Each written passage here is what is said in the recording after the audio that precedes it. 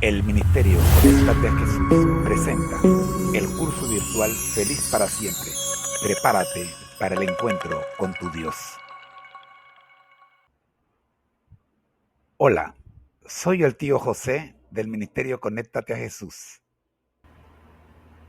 Estoy muy feliz de saber que estás conectado a este canal. Por ello, quiero darte un regalo sorpresa por tu asistencia. Para ello, te voy a pedir que dejes un comentario y tu correo electrónico. Bueno, eso es todo. Ahora vamos con el programa de hoy, que está buenísimo. El Ministerio Conéctate a Jesús presenta el curso virtual Feliz para Siempre. En el segmento Vidas con Objetivos. La serie Feliz para Siempre, el conflicto, capítulo 10, Progresos de la Reforma de los siglos. Páginas 175 a la 176. Thomas Müntzer, el más activo de los fanáticos, era hombre de notable habilidad que, si la hubiesen causado debidamente, habría podido hacer mucho bien, pero desconocía aún los principios más rudimentarios de la religión verdadera. Deseaba vehementemente reformar el mundo, olvidando, como otros muchos iluminados, que la reforma debía comenzar por él mismo, y vid. Lib. 9, cap. 8. Ambicionaba ejercer cargos e influencia, y no quería ocupar el segundo puesto, ni aún bajo el mismo Lutero. Declaraba que, al colocar la autoridad de la Escritura en sustitución de la del Papa, los reformadores no hacían más que establecer una nueva forma de papado. Y se declaraba divinamente comisionado para llevar a efecto la verdadera reforma. El que tiene este espíritu, decía Müntzer, posee la verdadera fe, aunque ni por una sola vez en su vida haya visto las Sagradas Escrituras, y vid. Lib. 10, cap. 10. Los maestros del fanatismo se abandonaban al influjo de sus impresiones y consideraban cada pensamiento y cada impulso como voz de Dios. En consecuencia, se fueron a los extremos. Algunos llegaron hasta quemar sus Biblias, exclamando, la letra mata, el espíritu es el que da vida. Las enseñanzas de Müntzer apelaban a la afición del hombre a lo maravilloso, y de paso daban rienda suelta a su orgullo al colocar en realidad las ideas y las opiniones de los hombres por encima de la palabra de Dios. Millares de personas aceptaban sus doctrinas. Pronto llegó a condenar el orden en el culto público y declaró que obedecer a los príncipes era querer servir a Dios y a Belial. El pueblo que comenzaba a emanciparse del yugo del papado, tascaba el freno bajo las restricciones de la autoridad civil. Las enseñanzas revolucionarias de Müntzer, con su presunta aprobación divina, los indujeron a sublevarse contra toda sujeción y a abandonarse a sus prejuicios y a sus pasiones. Siguiéronse las más terribles escenas de sedición y contienda y los campos de Alemania se empaparon de sangre. La angustia de corazón que Lutero había experimentado hacía tanto tiempo en Erfurt, se apoderó de él nuevamente con redoblada fuerza al ver que los resultados del fanatismo eran considerados como efecto de la reforma. Los príncipes papistas declaraban, y muchos estaban dispuestos a dar crédito al aserto, que la rebelión era fruto legítimo de las doctrinas de Lutero. A pesar de que estos cargos carecían del más leve fundamento, no pudieron menos que causar honda pena al reformador.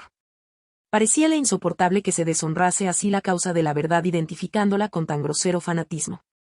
Por otra parte, los jefes de la revuelta odiaban a Lutero no solo porque se había opuesto a sus doctrinas y se había negado a reconocerles autorización divina, sino porque los había declarado rebeldes ante las autoridades civiles. En venganza le llamaban vil impostor. Parecía haberse atraído la enemistad tanto de los príncipes como del pueblo. Los romanistas se regocijaban y esperaban ver pronto la ruina de la reforma. Hasta culpaban a Lutero de los mismos errores que él mismo se afanara tanto en corregir.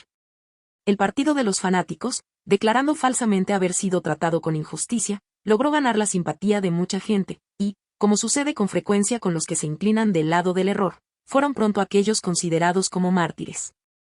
De esta manera los que desplegaran toda su energía en oposición a la reforma fueron compadecidos y admirados como víctimas de la crueldad y de la opresión. Esta era la obra de Satanás, y la impulsaba el mismo espíritu de rebelión que se manifestó por primera vez en los cielos. Satanás procura constantemente engañar a los hombres y les hace llamar pecado a lo que es bueno, y bueno a lo que es pecado. ¿Y cuánto éxito ha tenido su obra? ¿Cuántas veces se critica a los siervos fieles de Dios porque permanecen firmes en defensa de la verdad? Hombres que solo son agentes de Satanás reciben alabanzas y lisonjas y hasta pasan por mártires, en tanto que otros que deberían ser considerados y sostenidos por su fidelidad a Dios, son abandonados y objeto de sospecha y de desconfianza. La falsa piedad y la falsa santificación siguen haciendo su obra de engaño. bajo diversas formas dejan ver el mismo espíritu que las caracterizara en días de Lutero, pues apartan a las mentes de las escrituras e inducen a los hombres a seguir sus propios sentimientos e impresiones en vez de rendir obediencia a la ley de Dios. Este es uno de los más eficaces inventos de Satanás para desprestigiar la pureza y la verdad. Denodadamente defendió Lutero el Evangelio contra los ataques de que era objeto desde todas partes. La palabra de Dios demostró ser una arma poderosa en cada conflicto. Con ella combatió el reformador la usurpada autoridad del Papa y la filosofía racionalista de los escolásticos, a la vez que se mantenía firme como una roca contra el fanatismo que pretendía aliarse con la Reforma.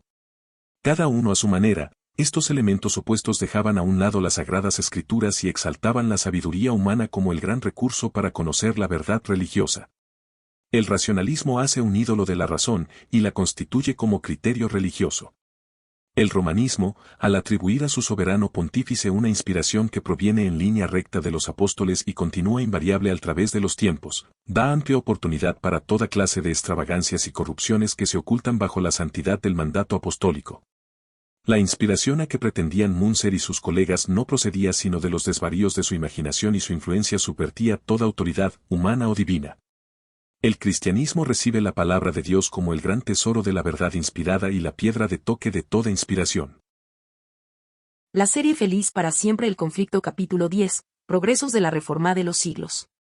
Páginas 175 a la 176. Aquí tienes el análisis del nuevo texto, dividido por párrafos. 1. Thomas Munzer, un líder fanático. Resumen: Thomas Munzer, a pesar de su habilidad, no comprendía los principios básicos de la religión. Ambicionaba poder e influencia, y rechazaba someterse a Lutero. Munzer se autoproclamaba como el verdadero reformador, afirmando que la verdadera fe no dependía de la escritura. Análisis. El párrafo refleja cómo el fanatismo de Munzer estaba impulsado por el orgullo personal y una visión distorsionada de la fe, alejándose de los principios fundamentales de la Reforma. Su rechazo a la autoridad de la escritura, en favor de una supuesta inspiración divina, lo posiciona en un camino peligroso, donde su ambición personal toma el lugar de una verdadera reforma espiritual. 2. El fanatismo y la exaltación del espíritu sobre la Biblia. Resumen: Munzer y otros fanáticos se dejaron llevar por sus impresiones y consideraron cada pensamiento como la voz de Dios, rechazando la autoridad de la Biblia y promoviendo la idea de que el espíritu debía guiar por encima de las escrituras. Análisis. Este párrafo muestra la peligrosa tendencia del fanatismo de reemplazar la palabra de Dios con las ideas y emociones humanas. Al poner las ideas y opiniones personales por encima de la Biblia, Munzer y sus seguidores caen en la trampa del orgullo, lo cual genera una ruptura con los fundamentos bíblicos de la Reforma. Esto demuestra un claro alejamiento de la verdad revelada por Dios. 3. El caos social y la rebelión contra la autoridad. Resumen: las enseñanzas de Munzer, que promovían la desobediencia civil y religiosa, fomentaron la rebelión entre el pueblo. Esto provocó una serie de levantamientos que terminaron en violencia y derramamiento de sangre en Alemania. Análisis. Aquí se evidencia cómo el fanatismo, bajo la influencia de Munzer, no solo causó desorden religioso, sino también una desestabilización social y política.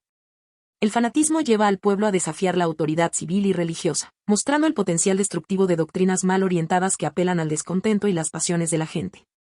Las consecuencias son devastadoras, tanto para la Reforma como para la sociedad. 4. Lutero y su angustia frente al fanatismo. Resumen: Lutero sufrió profundamente al ver que el fanatismo de Munzer se asociaba erróneamente con la Reforma.